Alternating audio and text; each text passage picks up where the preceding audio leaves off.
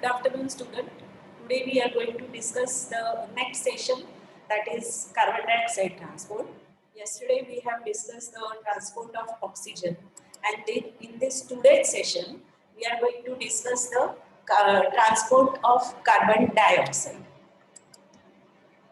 So I hope all of you have yesterday gone through the session and the video which I have forwarded. So the next session will be carbon dioxide transport. The objectives of this today's session is, first we are going to see how the diffusion of carbon dioxide is occurring at the tissue and lung level. What are the different ways of carbon dioxide transport? What is the carbon dioxide dissociation curve look like? And there are two effects which are very important to study, the Haldane effect and the chloride shift. What are the different mechanisms of oxygen release and carbon dioxide pickup at the tissues and in the lungs? So these are the objectives under which we are going to discuss today's session. So let us begin with the diffusion of carbon dioxide at the tissue level. Now this is the tissue where the carbon dioxide is produced. So it is having the partial pressure of 46 millimeters of mercury. And here in the interstitial space, it is 45 millimeters of mercury. So there is the pressure gradient of only 1 millimeters of mercury. Whereas the arterial end of this particular systemic capillary is around 40 millimeters of partial pressure of carbon dioxide. So if you see that this pressure is gradient is only 1 millimeter and this pressure gradient is only 5 millimeters. If you remember of the oxygen, it was very more, like around 60 millimeters of mercury pressure gradient was required to diffuse the oxygen. Whereas here very little pressure gradient is required. Why? Because the diffusion capacity of the carbon dioxide is 20 times more than the oxygen. So very easily the carbon dioxide will be given out here in the interstitial space, and from the interstitial space it enters the end of the capillaries at the arterial level, and this is how it is going to move after equilibration. It becomes around 45 millimeters of mercury, and this is the venous deoxygenated blood. So it will be having carbon dioxide inside, and this occurs at the tissue level. So this is the same mechanism which is in the picture format I have shown you. So what is this? This is a systemic capillary and this is the blood, and this systemic capillary, the blood will be having partial pressure of 40 millimeters, the tissues will be having 46 millimeters. So this carbon dioxide will be given out and then it will be leaving out towards the lungs to get it again oxygenated. So this is the mechanism at the tissue level, and this is what is occurring inside this tissue is having releasing the carbon dioxide. It will be diffused through the respiratory membrane, and this CO2 will be attached to the globin molecule of the hemoglobin and it will be carried.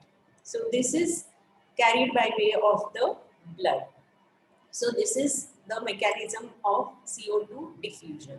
This is again the repetition of the same figure. If you remember in the last lecture also, this was the same figure which was related to oxygen itself. Now this is related to the carbon dioxide. So what we have is again two parts, the pulmonary capillary and the alveolus. The pulmonary capillary is having 45 millimeters of mercury pressure of carbon dioxide, whereas in the alveolus it is only 40 millimeters. So there is a pressure gradient of 5 millimeters, and due to that the carbon dioxide will be diffused out of the capillary and it will reach to the alveolus. And as this mechanism is going on, the partial pressure of oxygen, carbon dioxide will be equilibrated to 40 millimeters of mercury. So this is happening. This is the arterial end and this is the venous end. So this is how this carbon dioxide pressure is going to change. Now at the lung level, what happens at the lung level? So this is what is lung. The CO2 in the alveolar air, it is given out. So this area is enlarged here. So at the lung, these tissues will be producing the carbon dioxide. This will be carried by the hemoglobin, and there is a mechanism by which it is transported. In the last lecture also, this mechanism was described by me. Again, the repetition of the same mechanism, but this is the very important mechanism. And you get the production of the two molecules of carbon dioxide, which will be given out to the alveolar air. Now this exactly is the cellular respiration. See, this is the fourth mechanism of the respiration. The peripheral tissues are utilizing the oxygen, and along with the nutrients and the energy, it will be utilizing the oxygen, and as a byproduct, it will produce the carbon dioxide. Now this carbon dioxide will be entering inside the capillaries, which are having the blood cells and the plasma. So around 7% of the carbon dioxide is dissolved in the plasma.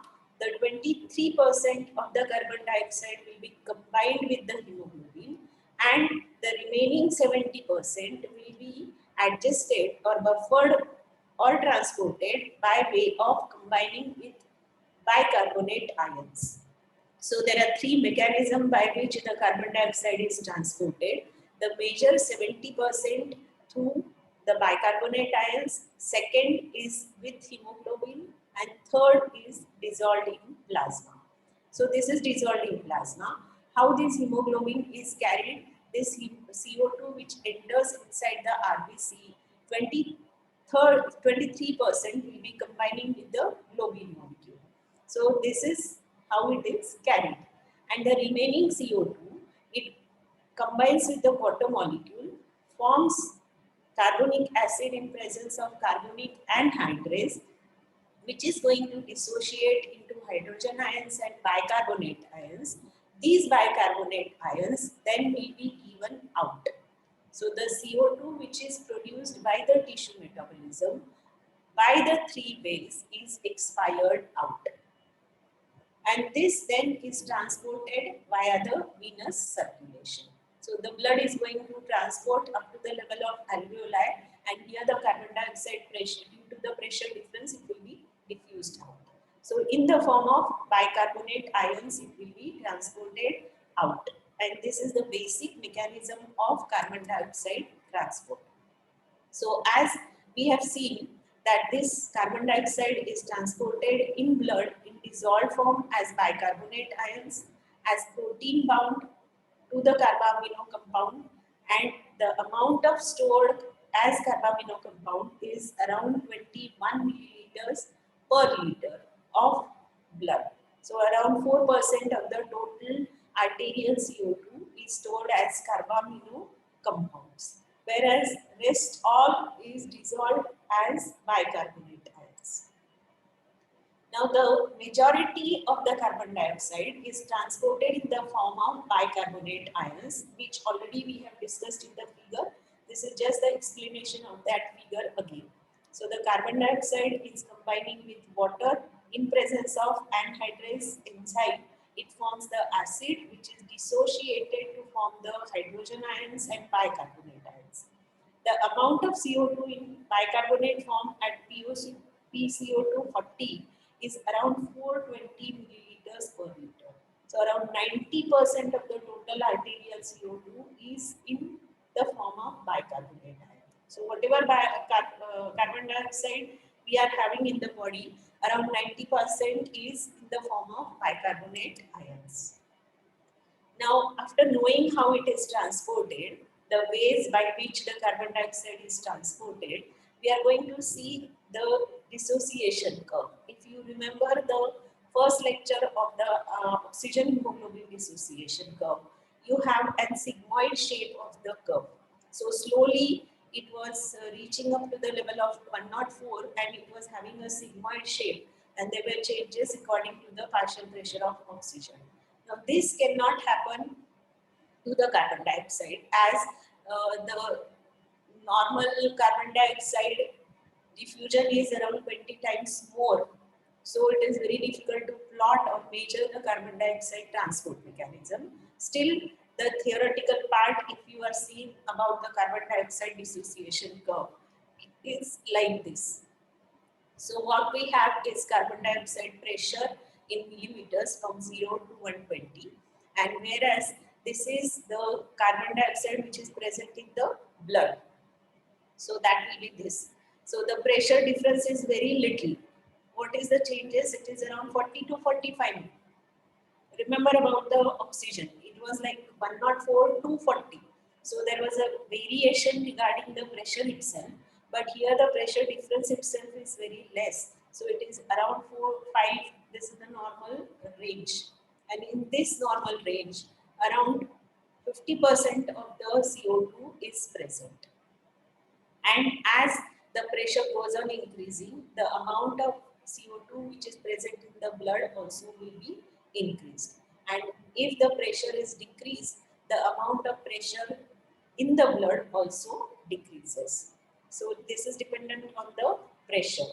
But this particularly, it is very difficult to study this particular carbon dioxide dissociation curve. And this is like a straight line itself.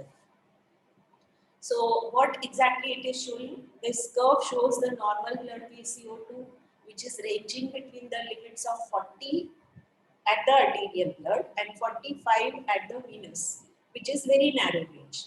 And the normal concentration of CO2 in all different form is around 50 volumes percent, which we have just seen. But only 4 volumes percent of this is exchanged during the normal transport.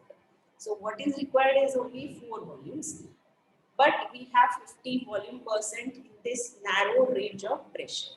So the concentration rises about 52 volumes percent as the blood passes through the tissue and falls to only 48 volumes as it passes through the lungs, because there is only change of 4 volumes.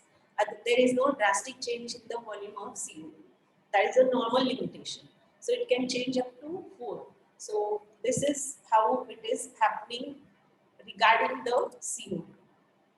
Now coming to the very important factor which is affecting the carbon dioxide transport, and that is known as Haldane's effect. And this is again a very common question which is asked in the Viva also. It is asked as a part of long answer question. It is asked very commonly as a short answer question also. So this is the Haldane effect. What is this Haldane effect? It is whenever the combination of oxygen is occurring with hemoglobin in the lungs, it causes the hemoglobin to become a stronger acid. And if there is oxygen already, it displaces the carbon dioxide from the blood and into the alveoli. So what happens at the lung level is, as from the alveoli, the oxygen will be attached to the hemoglobin. So the hemoglobin molecule displaces the carbon dioxide due to the presence of oxygen, and this causes the release of carbon dioxide from the blood into the alveoli, and this is known as Haldane's effect. If you remember the Bohr's effect, which we have discussed in the last session, what was that Bohr's effect? Due to the presence of carbon dioxide, there was displacement of oxygen. So it is just the opposite effect. So if the hemoglobin is having oxygen, it will release the carbon dioxide.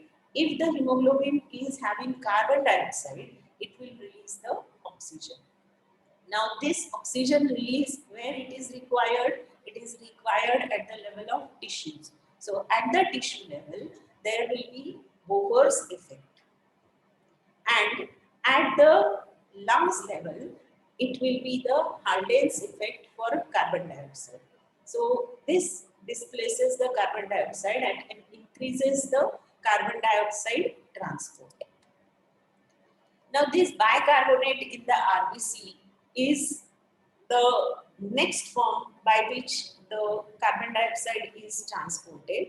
So this carbonic anhydrase enzyme, which is very much important, it is present in the RBCs and it combines to form the bicarbonate ions, and then the bicarbonate ions are produced, and these released extra hydrogen ions are buffered by the histidine residues. So this is one way of transport of carbon dioxide.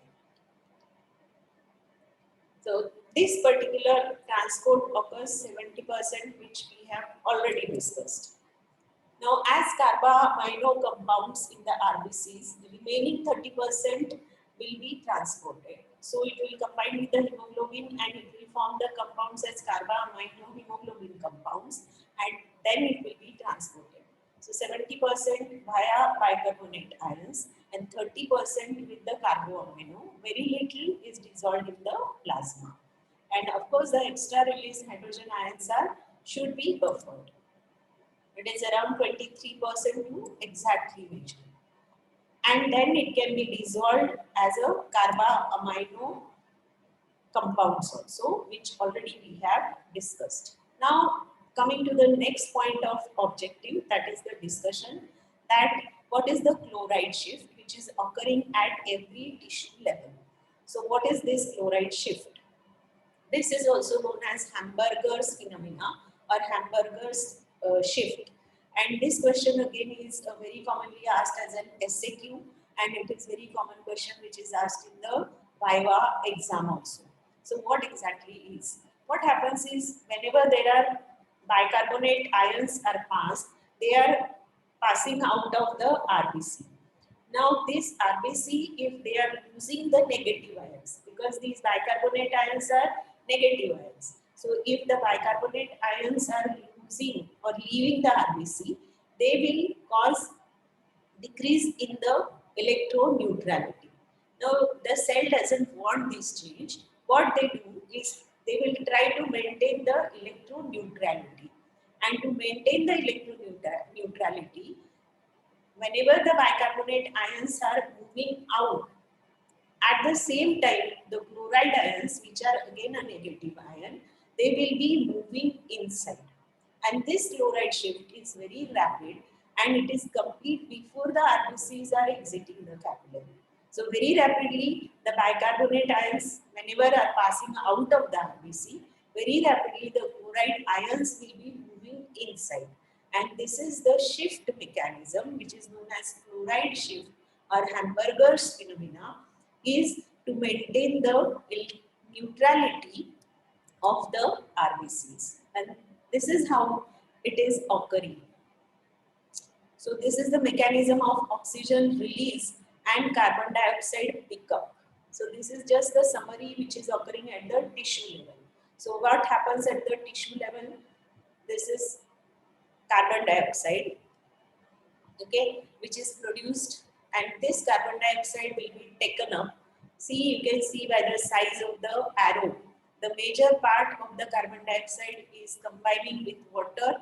Very fast it is converted to bicarbonic acid and then, carbonic acid, and then it is dissociated to form the bicarbonate ions along with the hydrogen. The hydrogen which is extra produced will be buffered by the hemoglobin which is already present in the RBC, whereas these bicarbonate ions will be moving out. That is how the carbon dioxide is transported out. Now, as the negative ions are moving outside, in the plasma, whatever extra amount of chloride ions are there, they will be shifting inside to maintain the electroneutrality of this RBC. So this is how it maintains the electroneutrality, and this particular mechanism is known as chloride shift. So this is the major mechanism of carbon dioxide transport. The second major method is dissolved in the or combining with the hemoglobin molecule. Sorry, this is the third mechanism. This is the second mechanism which combines with the hemoglobin and forms the carboamino hemoglobin molecule, and this then dissociates to form the oxygen and hemoglobin. So this is how it is having the capacity to transport the carbon dioxide. As there is a formation of oxygen also, at the same time by the hemoglobin, because the hemoglobin 70%, if you remember again the previous lecture, 70% of the hemoglobin is transported with the oxygen is transported with the hemoglobin. So this oxygen which is carried by the hemoglobin will be transported in the cell. Now this, at this particular position, there will be these two effects which we have studied. If there is oxygen, then there will be no place for the CO2 to attach to the hemoglobin. Okay, and if there is CO2 attached to the hemoglobin, there will be difficulty in attaching the oxygen. And these are the two effects which are Bohr's effect and Halden's effect. So you study again completely so that you can understand well. You read it again. If you have any query in the live session, we can discuss again this particular factor. And the remaining CO2 either will be dissolved in the plasma or it can dissolve like this. Again, H2CO3 bicarbonate ions, and this same mechanism can occur, but instead of cell it occurs in the plasma and it produces the bicarbonate ions and hydrogen ions. And these hydrogen ions are buffered by the plasma proteins. So this is how at the tissue level the reaction is occurring for the release of oxygen and carbon dioxide pickup. So that doesn't mean we have studied two different sessions, but this is continuously going on at the same time. Now what happens at the lung level? So at the lung level, the cell is going to pick up the oxygen and the carbon dioxide will be released. So now here, see, this is the alveolus and this is the capillary which is having the hemoglobin.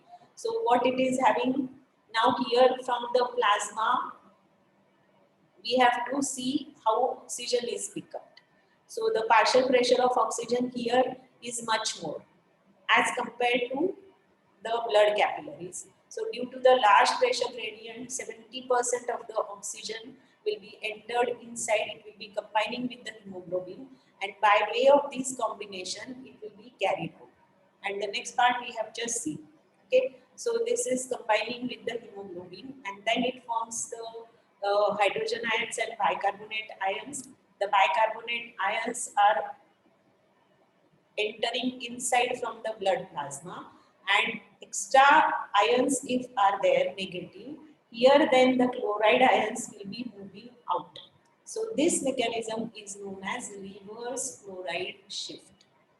So in the previous slide, what we have seen is chloride was moving out and chloride was moving in and bicarbonate was moving out, and that was chloride shift. Now here in this particular level, at the lungs level, reverse things occurs.